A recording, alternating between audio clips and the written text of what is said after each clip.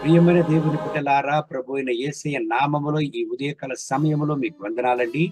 గలతీయులకు 3వ అధ్యాయం 13వ వాక్యాన్ని చదువుకుని ఈ రోజు కొరకు మనము ప్రార్థన చేద్దాం. ఆత్మను గూర్చిన వాగ్దానము విశ్వాసము వలన మనకు లభించినట్లు అబ్రహాము పొందిన ఆశీర్వచనము క్రీస్తు యేసు ద్వారా అన్ని జనులకు కలుగుటకై క్రీస్తు మన కోసము శాపమై మనలను ధర్మశాస్త్రం యొక్క శాపము నుండి విమోచించెను. ప్రియమైన దేవుని బిడ్డలారా, ప్రభువైన యేసయ్య ఆ కల్వరి సిలువలో మన కొరకే వేలాడాడు. ఎందుకండి, మన శాపాన్నంతా, మానవ జన్మం యొక్క శాపాన్నంతా ఆశీర్వాదంగా ఆయన మార్చాడు. Yes, in the government of Romans అత్యున్నతమైనటువంటి యొక్క శిక్ష ఏమి అని చూస్తే సిలువలో వేలాడడం, మాను పైన వేలాడడం. మన ప్రభువైన యేసయ్య ఆ మానుపై వేలాడాడు. ఎందుకంటే ప్రభువైన యేసయ్యను ఒక కుట్రవాదిగా, అక్యూజ్డ్గా వాళ్ళు భావించి ఆ ఉన్నతమైనటువంటి యొక్క శిక్షకు మన ప్రభువైన యేసయ్యను అప్పగించారు. ప్రభువైన యేసయ్య ఆ సిలువ మానుపై వేలాడినందువలన ఆ యొక్క శాపగ్రస్తమైనటువంటి యొక్క గుర్తుగా ఉన్నటువంటి సిలువ ఆశీర్వాదమైనటువంటి గుర్తుగా మారిపోయినది. ఈనాటికి అనేక మంది సిలువను ధరించుకోవడం మనం చూస్తున్నాం. ఎందుకండి, అది ఒక ఆశీర్వాదమైనటువంటి యొక్క గుర్తు.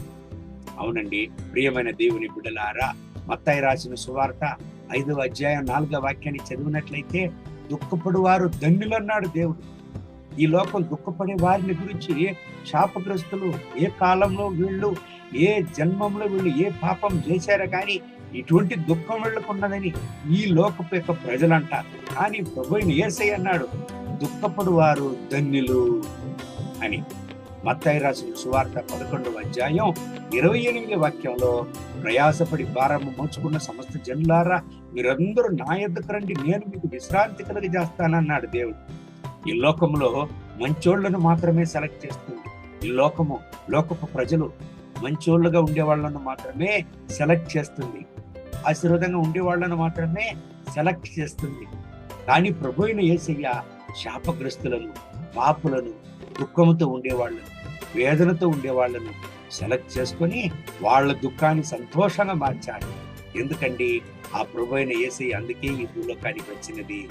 ఈ ఉదయకాల సమయంలో ప్రియమైన దేవుని బిడ్డలారా, నా జీవితంలో మార్పు లేదే, ఒకవేళ శాపంగా ఉండవచ్చా అని మీరు ఒకవేళ దుఃఖపడుతూ, వేదన పడుతూ ఉండవచ్చు. ఎందుకు నాకు ఈ దుఃఖం మారడం లేదు, నా జీవితంలో ఇటువంటి యొక్క దుఃఖమైన పరిస్థితి ఎందుకు మారడం లేదు అని వేదనతో మీరు ఉండవచ్చు. ప్రియమైన దేవుని బిడ్డలారా, మీ దుఃఖాన్ని మార్చగల, మీ యొక్క శాపాన్ని మార్చగల, మీ ఆ వేదనలను, కన్నీటి పరిస్థితులను మార్చగల దేవుడు ఒకడు ఉన్నాడు. ఆయనే ప్రభువైన యేసయ్య. ఆ సిలువ పైన ఆయన వేలాడి మన శాపన్నంతా ఆయన మోసుకొని అబ్రహాము యొక్క ఆశీర్వాదాలను మనకు ఇచ్చాడు. ఈ దేవుని వాగ్దానం ప్రకారం మమ్మల్ని ఆశీర్వదించి ఈ రోజంతా ఆయన నడుపును గాక. కళ్ళు మూసి ప్రార్థన చేద్దామండి. మహోన్నతమైన ప్రభువా, ఈ ఉదయకాల సమయంలో ఈ ప్రార్థనలో ఏకీభవించి నాతో ప్రార్థన చేసే దేవుని బిడ్డల కొరకు ప్రార్థన చేస్తున్నాను. వీళ్ళని ఆశీర్వదించండి, వీళ్ళ దుఃఖాన్ని సంతోషంగా మార్చండి, వీళ్ళ వేదనలను మార్చండి. వీళ్ళ శాపాన్ని కల్వారి సిలువ పైన మీరు మోసుకుని ఉన్నందువలన నా దేవా, ఇంకా మీదట వీళ్ళ జీవితంలో శాపమే ఉండకూడదు. వీళ్ళని విడుదల చేయండి, వీళ్ళ దుఃఖాన్ని సంతోషంగా మార్చండి. ఏ పరిస్థితులైతే నాకు బాధగా ఉన్నది, దుఃఖంగా ఉన్నది, బాధగా ఉన్నది, వేదనగా ఉన్నది అని వీళ్ళు ప్రార్థన చేస్తున్నారు, ఆ పరిస్థితులను, ఆ వ్యాధులను, ఆ వేదనలను వీళ్ళ నుంచి తొలగించండి.